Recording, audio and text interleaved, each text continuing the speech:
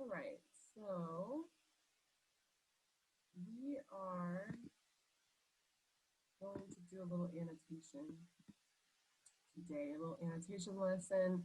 I mentioned I was going to go through and annotate one as an example. So I'm going to actually start by researching an artist that I really like and finding a picture that really inspires me.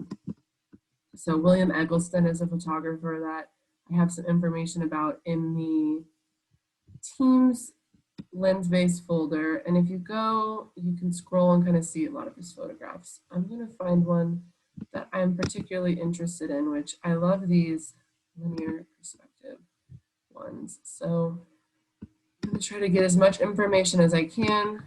William Eggleston. Go back. So this is called William Eggleston.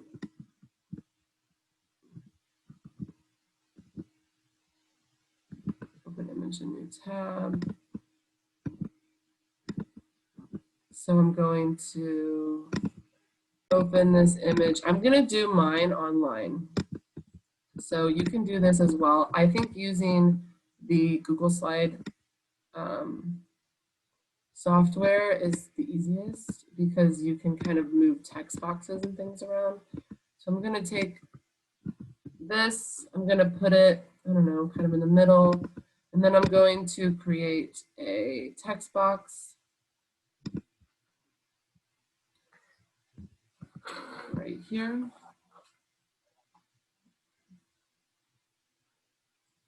And I'm going to put the information about this photograph.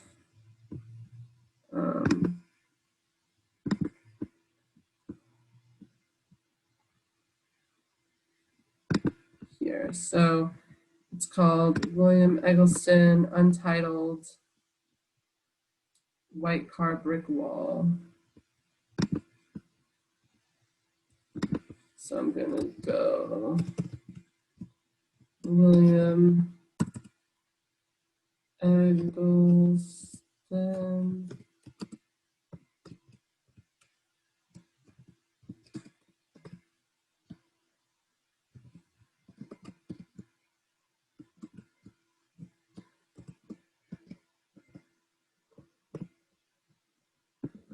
White Car Brick Wall, and I believe it was from 1974, from 14 Pictures, 1974.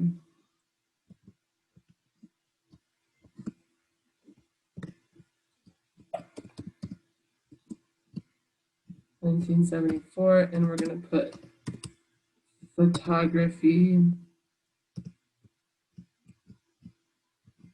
as the medium.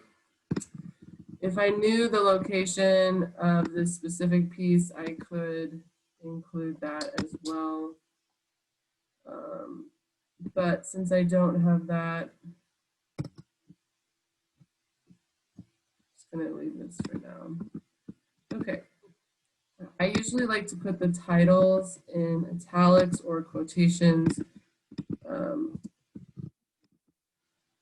I sometimes try to differentiate the artist's name, maybe bold it or underline it accordingly. So now we're going to start going through and identifying things that we see. So I'm going to pull up the Elements and Principles of Art handout that is in the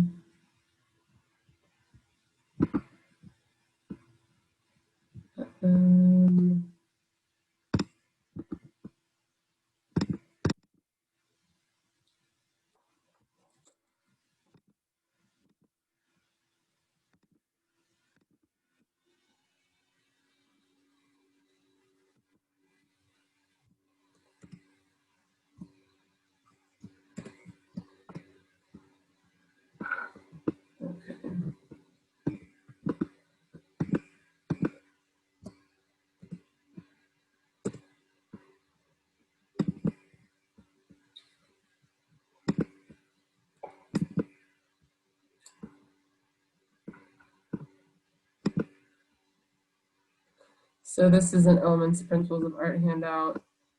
So just give me a list of some of the stuff, the principles of design, the elements of art that I can kind of use to help me. Actually, this is the one that you guys have. This is the one you have. Okay, so if I go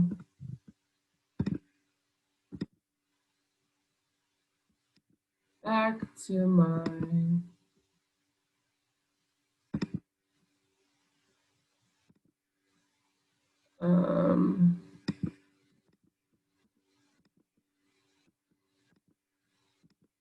I go back to the PowerPoint, I'm going to start pointing things out. So I'm going to insert some more text boxes, and I'm going to maybe talk about, space. So I see here that this is a really interesting perspective. I'm going to put it over here, I think. So I might say something about the space, kind of explaining what I'm observing and maybe adding to interpreting possible meaning. So I could say the brick wall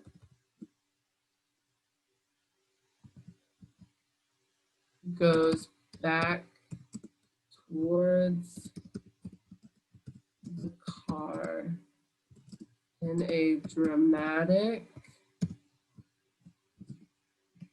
perspective that pulls our view into the photo. And I might get fancy. You can insert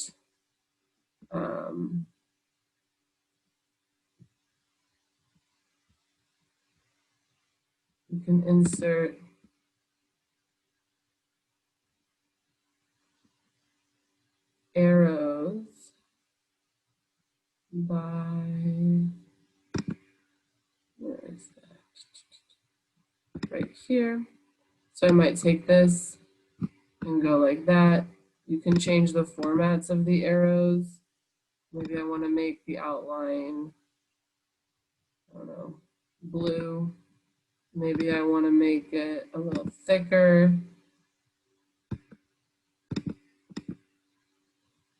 I can do format shape and play around with that. I could change the size so that the width is more or less, that it's dashed, whatever. You can kind of play around with the arrows. But that's basically what you would do. So that's space. I'm going to go back to my thing. So I have space.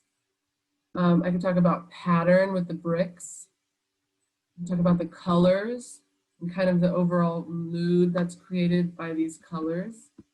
So I'm going to go back to that, and I'm going to talk about those things.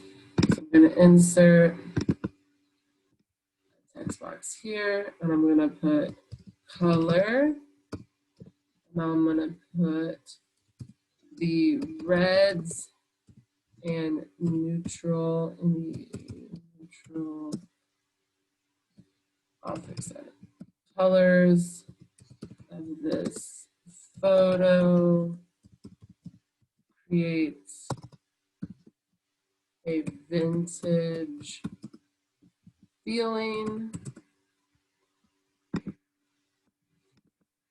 I could put insert text box.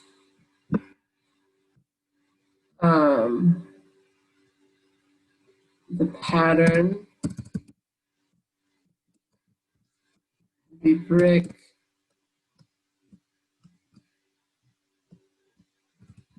pattern gets smaller as it goes away from the camera / viewer. And I might add an arrow there. I also might talk about for color that the car is white and light green, which creates contrast with the brick color. And then I might need to sort of move these around. You can just mess with one or you can mess with both. You can change the font size to make everything fit. It doesn't need to be, don't think about this being a presentation necessarily.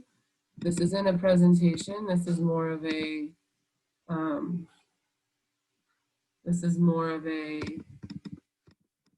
paper. So, you know, you can be pretty, you're pretty small with your text, with your fonts.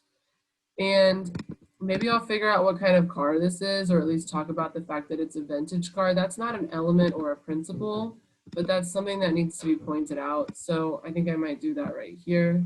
I might talk about vintage cars. And in my research, I found that these cars are or were very emblematic of U.S. culture for much of the 20th century. And so I'm gonna put vintage car, and then I'm just actually going to change this to just cars.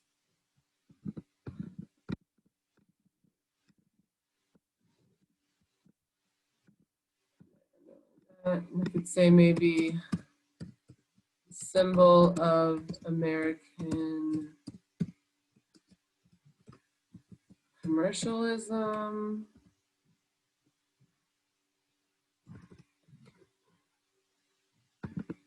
You could also maybe make the claim that it's not about commercialism, but maybe it is American sort of independence or freedom. The car allows you to kind of go anywhere.